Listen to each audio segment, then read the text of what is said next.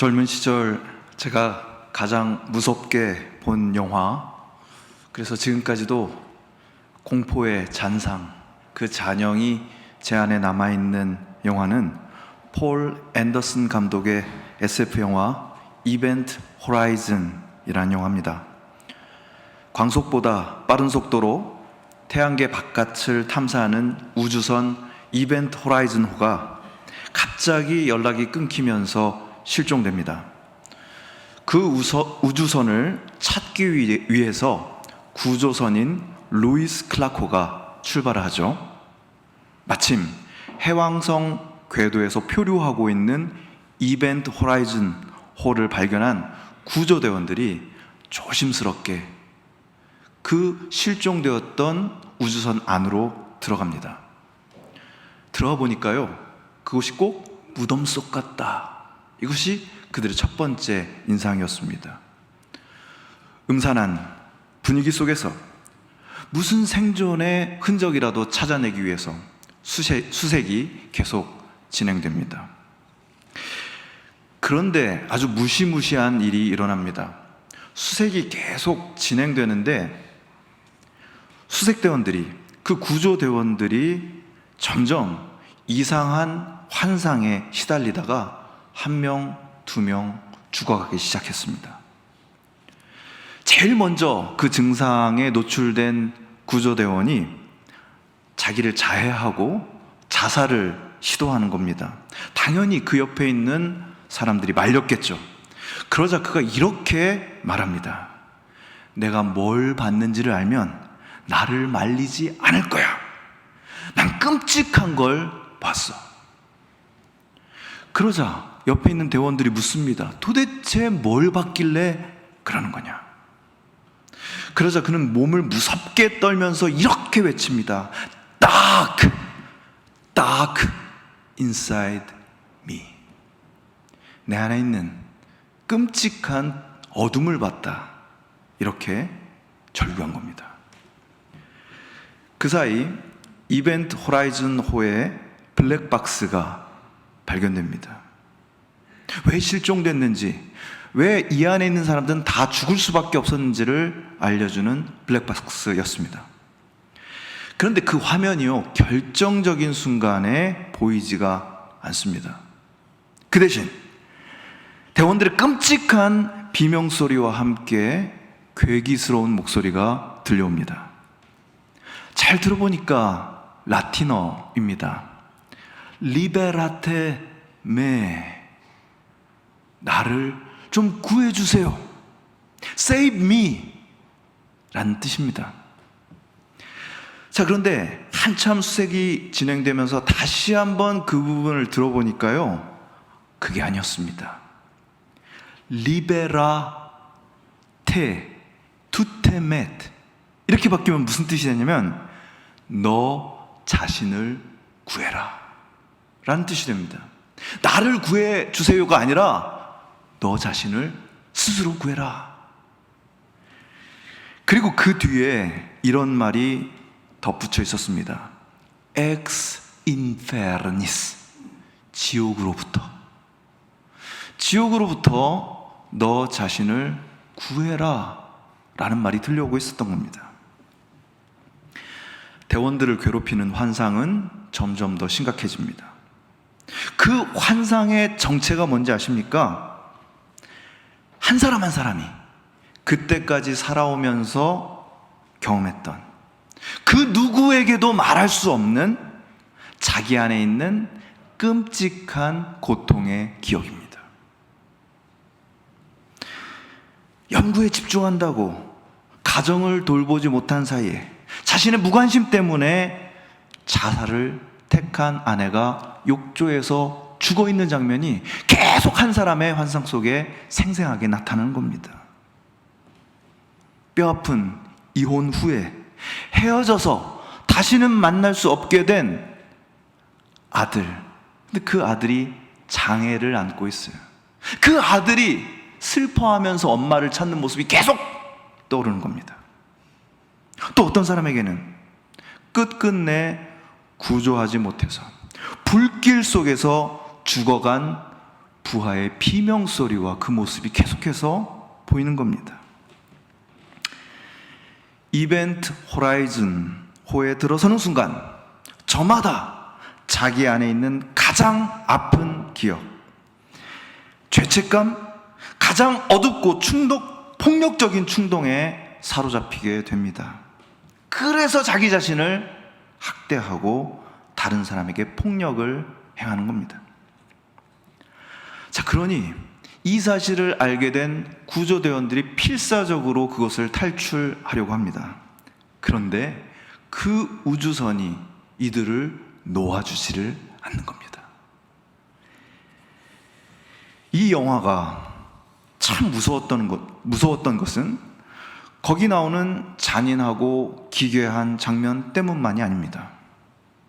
우리 인간들의 내면에 얼마나 무서운 힘이 꿈틀대고 있는지를 보여주는 이 영화가 저에게 바로 이 질문을 던졌기 때문입니다.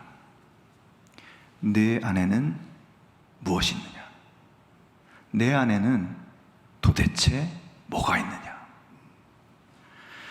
여러분, 세상에서 이보다 무서운 질문이 또 있을까요?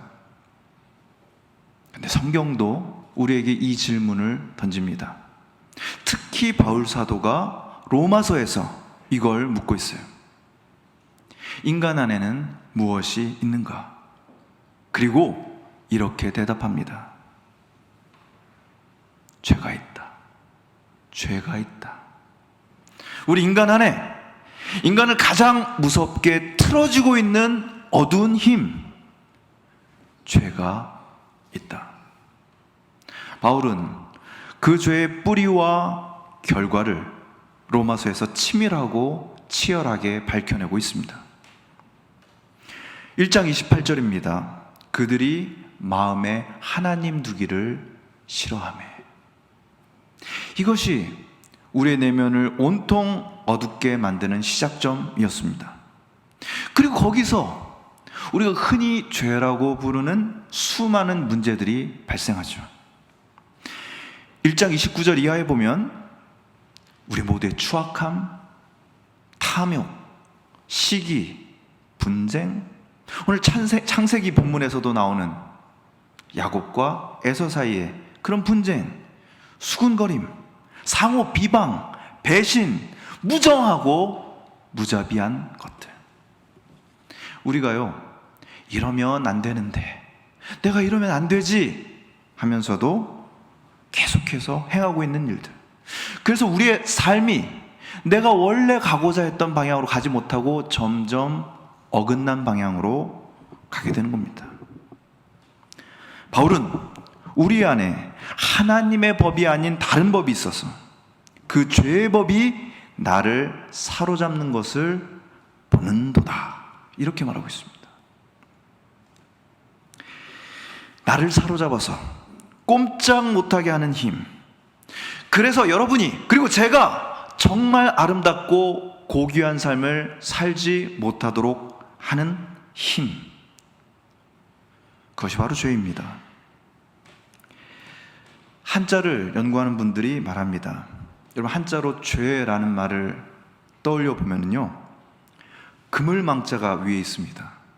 그리고 그 아래 우리가 흔히 안일비자라고 생각하는 한자가 있죠. 근데 그게 원래 하늘을 나는 새의 날개를 본따서 만든 글자라고 합니다. 비슷하지 않습니까? 근데 그 간절한 날갯짓, 정말 아름답고 높이 날아서 이 세상을 알고 이해하고 살아가고 싶은 그 날갯짓을 가로막는 그물이 있으니 그 그물에 걸려서 퍼덕이면서 죽어가는 새. 날갯짓을 하면 할수록 더 치명적으로 그물에 엉켜드는 그런 모습이 바로 죄라는 것입니다. 물론 설문해자에 보면은 이게 그물에 걸린 물고기의 모습이다 라고도 해석합니다. 어쨌든 그렇게 몸부림치면 칠수록 더더욱 그 그물에 말려들 수밖에 없는 모습이 바로 죄에 처한 우리 인간의 모습이라는 겁니다. 이벤트 호라이즌 호에서 들려왔던 소리, 리베라 투테메트. 한번 너 스스로 너를 구원해봐라. 우리 힘으로는 절대로 빠져나갈 수 없음을 알면서 그 죄의 어두운 힘이 우리를 조롱합니다.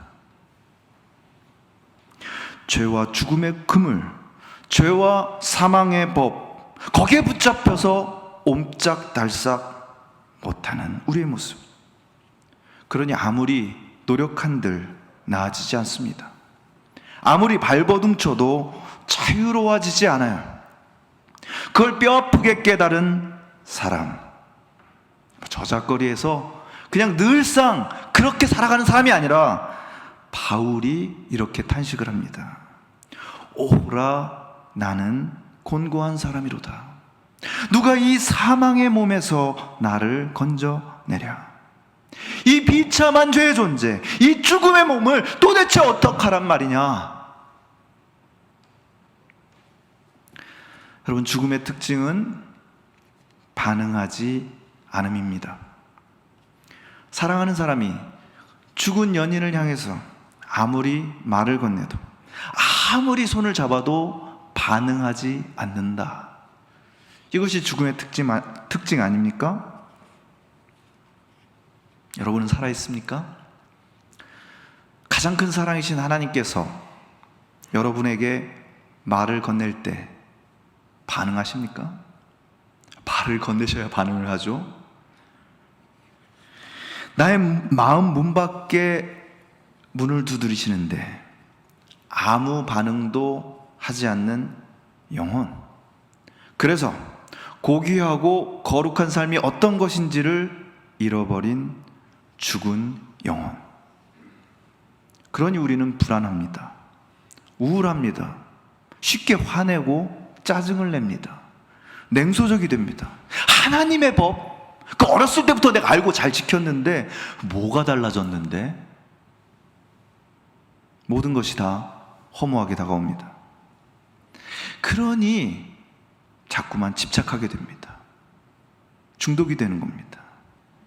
바로 이런 상태를 가리키는 말이 육신, 플래시라는 말이죠. 그냥 몸뚱어리를 가리키는 말이 아니라 하나님께 등 돌린 인간의 타락한 지향, 그리고 비참한 실상을 가리키는 말이 그리스 말로 사르크스, 육신이라는 말입니다. 나의 강박, 그럼 나의 판단에서 벗어나지를 못해요. 그렇게 점점 하나님의 마음에서 멀어집니다. 7절과 8절. 육신에 속한 생각은 하나님께 품은 적대감입니다. 청년들을 만나 상담을 해봅니다. 창천교회 청년부에서 지금 9년 가까이 사역을 하고 있습니다. 겉으로 보면 다른 사람에 대한 분노인 것 같아요. 다른 사람들에 대한 적대감. 잘 보니까 자기 자신에 대한 분노입니다. 그리고 그걸 잘 들여다보니까 하나님에 대한 분노와 적대감이 있어요. 내 삶, 이렇게 열심히 해서 이렇게 좋은 대학까지 올 수 있었던 내 삶, 왜 이렇게 힘든 거예요? 왜 이렇게 안 풀리는 거예요? 이것이 여러분, 인간의 적나라한 현실, 아니 어쩌면 나의 모습이라는 사실을 알아야 합니다. 죄의 그물에 걸려서 날개를 퍼덕이면서 숨을 헐떡이며 죽어가고 있는 우리의 모습입니다. 바로 이것이 모든 인생의 밑바닥까지 내려간 바울이 바라본 폐허의 모습입니다. 어쩌면 그것이 오늘 우리가 보고 있는, 혹은 보기 싫어서 회피하고 있는 나 자신의 모습인지도 모릅니다. 근데 바로 거기서 바울은 아주 놀라운 사실을 목격하게 됩니다. 3절입니다. 그런 육신으로 말미암아 율법이 미약해져서 해낼 수 없던 그 일을 하나님께서 해결하셨습니다. 곧 하나님께서 자기의 아들을 죄된 육신, 그 플래시, 그 사르스, 그 육신을 지닌 모습으로 보내셔서 죄를 없애시려고 바로 그 육신에다가 죄의 선고를 내리셨습니다. 우리가 완전히 실패한 그 자리에서 놀라운 반전이 일어납니다. 톰 라이트라는 신약학자가 이렇게 표현해요. 하나님의 구출 작전입니다. 물에 빠져서 그 물에 걸려서 허덕이고 있는 인생을 향한 구출 작전인 거죠. 예수께서 우리의 모습으로 오십니다. 그래서 우리를 그 그물망 바깥으로 확 밀쳐내시고 나를 얽매고 있던 그 그물, 그 끔찍하고 강력한 죄의 힘, 우리를 움켜쥐고 틀어쥐고 꼼짝 못하게 하던 그 죄의 권세를 폭파시키십니다. 바울이 예수 그리스도의 십자가에서 본 것이 바로 이것입니다. 끔찍한 피투성이 십자가. 이것으로 그 무서운 그물의 한복판을 찢어버리셨습니다. 근데 그걸로 끝이 아니죠. 작전 2단계. 성령, 푸뉴마, 바람, 숨결, 그걸 보내주십니다. 그 모든 것이요, 사흘 만에 일어난 숨가쁜 작전입니다. 골든타임을 절대로 놓치지 않으시는 하나님의 구출 작전이세요. 죄에 붙잡혀서 숨을 제대로 쉬지 못하고 죽어가던 우리에게 제일 필요한 것이 무엇입니까? 숨이에요. 성령입니다. 육신으로 살다가 다 끝나버리지 않고 새로운 삶의 가능성이 열리는 겁니다. 9절, 만일 너희 속에 하나님의 숨결, 하나님의 영이 거하시면 너희가 더 이상 육신 안에 거하지 않는다. 여러분, 우리 안에 죄와 죽음의 권세가 있는데 그 자리를 성령께서 차지하실 줄 믿으시길 축원합니다. 여러분, 이것을 위해서 기도하십시오. 제가 청년들에게 자주 권면합니다. 직장 위에서, 결혼 위해서 기도하지 말고 하면은 많이 실망하기 때문에 그걸 위해서도 기도하되 이 성령이 우리 안에 임하시기를 간구하십시오. 성령이 예수 그리스도의 그 사랑에 집중하게 해줍니다. 그래서 다시 살아나게 되거든요. 다시 살아난 사람의 특징이 뭡니까? 반응하는 겁니다. 죽음의 특징, 반응하지 않는다. 다시 호흡을 되찾은 생명, 반응한다. 하나님의 말씀에 반응하게 됩니다. 하나님의 어루만지심에 반응하게 됩니다. 예수를 죽은 자 가운데서 살리신 이의 영이 너희 안에 거하시면 그리스도 예수를 죽은 자 가운데서 살리신 이가 너희 안에 거하시는 그 영, 그 숨결로 말미암아 죽어있던 너희의 몸도 살리시리라. 아멘. 여러분, 이 성령이 여러분 안에 거하시기를 간구하시길 바랍니다. 선택이 아닙니다. 필수입니다. 성령은 예수 그리스도의 십자가를 통해서 나타난 하나님의 사랑에 여러분이 반응하며 그 사랑의 호흡에 함께하는 삶이 되게 해줍니다. 여러분이 고백하셨어요. 나는 그 성령을 믿습니다. 그 성령이 저와 여러분 안에 있기를 바랍니다. 그래야 우리의 삶이 바뀝니다. 육신을 따르는 자는 육신의 일을, 성령 영을 따르는 자는 영의 일을 생각하나니 육신의 생각은 사망이요 영의 생각은 생명과 평안이니라. 여기서 생각이라는 말은요, 온 존재를 기울여서 몰두하고 집중하는 걸 의미합니다. 우리의 마음을 오로지 거기에 두는 거예요. 영의 인도하심 따라 예수 그리스도의 죽으심과 부활에 집중하시기를 바랍니다. 오직 그것만이 줄 수 있는 샬롬, 평화와 생명을 누리시길 바랍니다. 하나님을 마음에 두기를 싫어하면서 하나님을 외면한 육신으로 살아갈 수밖에 없었던 인생, 하나님과 무관하게 날갯짓하면서 위로 올라가려고 했던 인생, 결국 죄의 그물에 탁 걸려가지고 아무것도 할 수 없게 된 인생, 그래서 심판당하고 유죄 판결 받을 수밖에 없었던 인생이었죠. 그 정죄 당하는 겁니다. 우리 어렸을 때부터 이런 말 듣잖아요. 잘못했으면 벌 받아야지. 비난과 수치를 당하는 걸 의미했습니다. 엄마 아빠랑 같이 못 있고 저기 딴 데 가서 구석에서 손 들고 있어야 되는 걸 의미했습니다. 신약시대도 마찬가지죠. 정죄 당하면 일단 맞고 갇히고 격리당하고 수치를 당해야 했습니다. 그런데 어디선가 놀라운 외침이 들려요. 이제 그리스도 예수 안에 있는 자에게는 결코 정죄함이 없나니 이는 그리스도 예수 안에 있는 생명의 성령의 법이 죄와 사망의 법에서 너를 해방하였습니다. 할렐루야. 여러분, 내가 아니라 여러분을, 너를 해방하였습니다. 너를 해방하였습니다. 이것이 없으면, 이 고백이 우리 안에 메아리치지 않으면 우리의 신앙생활은 형식이 됩니다. 주일에 한 번 나와서 예배드리는 것도 귀찮아지기 시작해요. 두려움과 억지 순종만 남습니다. 열심히 신앙생활을 하는데도 자꾸만 두렵고 내가 무가치한 존재처럼 느껴져요.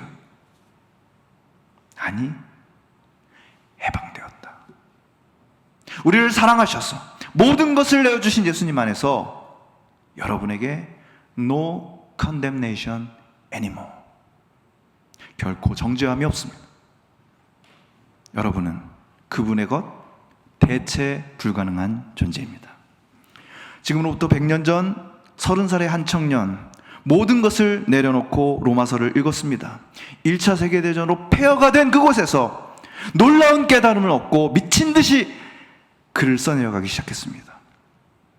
그리스도 예수 안에 있는 생명의 성령의 법이 죄와 사망의 법에서 너를 해방하였습니다. 바로 이 말씀에 부딪힌 청년 바르트가 이렇게 적었습니다. 너는 자유롭다. 갇혀있는 것을 인식함으로써. 너는 의롭다. 너의 죄를 인식함으로써. 너는 살아있다. 너의 죽음을 인식함으로써. 이 자유의 외침이 오늘 저와 여러분의 영혼에 울려 퍼지기를 간절히 바랍니다. 기도하겠습니다.